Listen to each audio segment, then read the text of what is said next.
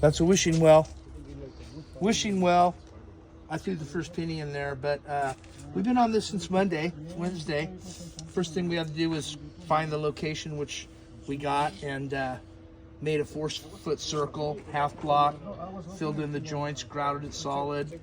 And then we have the Sydney Peak European ledge cut 3 to 5 inch stone that we did on the fireplace over there. So we had some left over. We put that on the face of it, which looks really cool to match.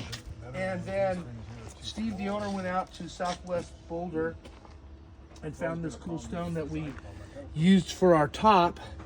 So, you know, it's waterproofed in there. It's got a plug in there. The drain needs to be filled up, or hooked up rather. And then at certain times of the year, this can be filled up with water or events, and you can throw your pennies or whatever in there and make a wish. Yeah, make a good wish. Yep. Anyway, this is old reclaimed lumber that, again, Steve got from down in Temecula, and our friend Scott's coming to do the overhead. And then we've got Spanish tile that's lighter than the concrete stuff that we found, or Steve found. And once we know how many to get, we'll get them, and we'll put a tile roof on here to kind of to match everything else. So that's what we did. There's the other dudes right there. There they are. They're never in front of the camera. There they are. The hard workers over here. They're you know what? They're hard workers, man, and they're good workers, and they do a great job, and I'm thankful for that. Yep. And I work for good people like Steve. Here's the fireplace we did. That thing is pretty cool. That is pretty cool. And that mantle, that old gnarly wood, came from the same place he got the lumber for the wishing well.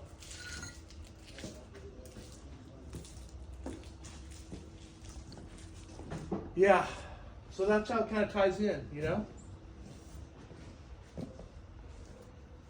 Mm-hmm.